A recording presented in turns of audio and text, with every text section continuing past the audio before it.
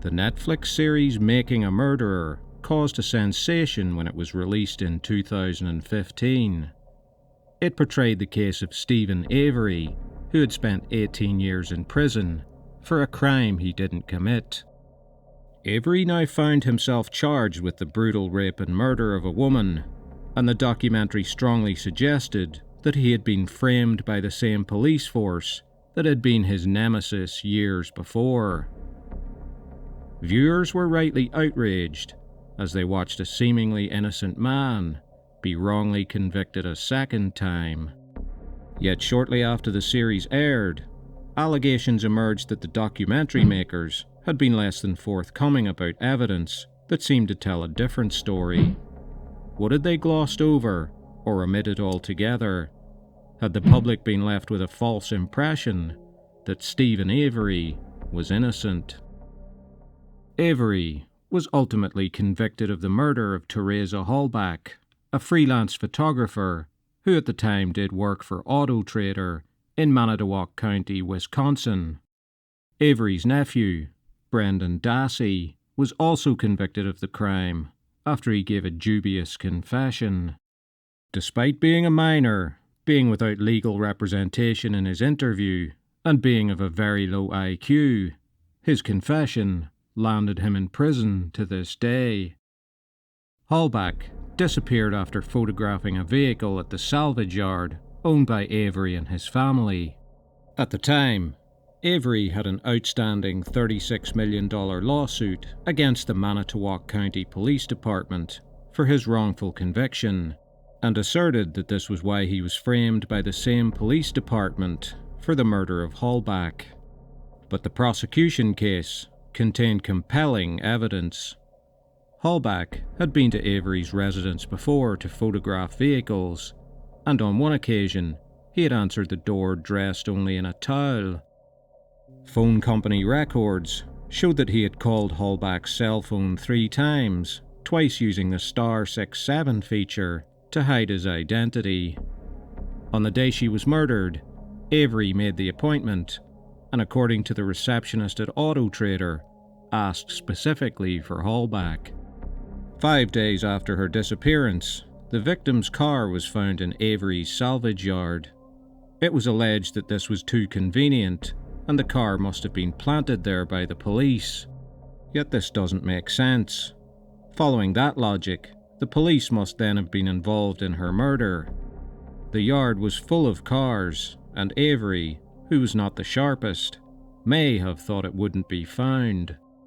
Avery's blood was found in 6 places in the Hallback vehicle, and DNA from his sweat was found on a hood latch. The documentary explained this away with a bombshell revelation. There's lots more to come in this video, but please consider liking, subscribing to the channel, and sharing. And please consider supporting my work with a PayPal donation. The link is in the description. Thank you. A blood sample from Avery's previous conviction was found to be punctured, opening the possibility of planted evidence. Unfortunately for Avery, Marlene Krantz, the nurse who took the original sample decades earlier, had already told authorities that she was the one who punctured the vial, and that this was the recommended practice for a purple-stopped Vacutainer. It was further alleged by the defense that EDTA, an anticoagulant used in blood samples, was found in the car blood sample, proving it was planted. Experts in the field, such as Bruce McCord, have debunked this. The key to Hallback's car, with Avery's DNA on it, was found in Avery's trailer, days after the residence had been searched on more than one occasion. This is fishy, of course, but the key contained so-called touch DNA, sweat and skin cells from Avery. It would be incredibly difficult to plant that on the key, unless Avery really had touched it, which he denies. Bone fragments from the victim's body were found in a fire pit near Avery's trailer. A bullet found in the garage with Hallback's DNA on it was matched to a rifle that Avery owned.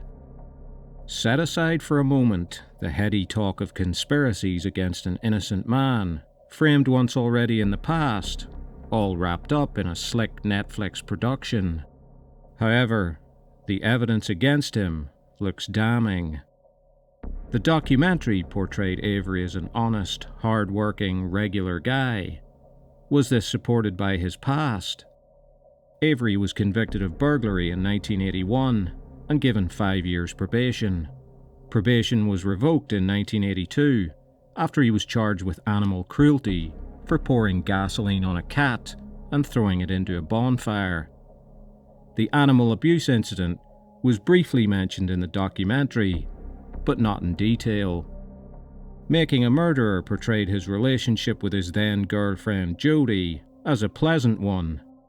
However, Avery had been arrested for a disorderly conduct incident involving her, for which he was fined and ordered to stay away from her for 72 hours. After the documentary, she gave interviews saying that her fear of Avery made her favourably misrepresent their relationship. In an interview with the Nancy Grace Show, she described him as, quote, "a Jekyll and Hyde. Behind closed doors, he's a monster." The Appleton Post-Crescent newspaper reported in 2006 that 2 women filed affidavits alleging that they had been raped by Avery.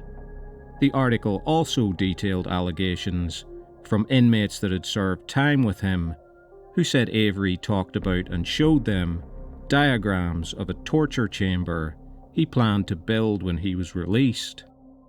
Leg irons and handcuffs were found in Avery's trailer, although none contained any traces of Hallback's DNA. An inmate who shared a cell with him after the murder trial described him as, quote, "a disgusting human being." In the end, the Making a Murder series raises troubling questions about law enforcement and the legal system in the United States.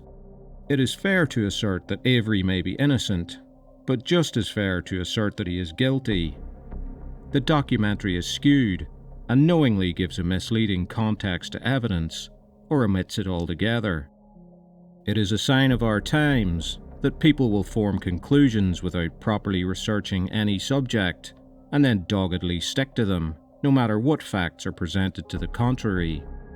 The storm around this trial shows the power of the medium of television and its corrosive effect on the ability of those who watch it to step back and logically question everything they are told.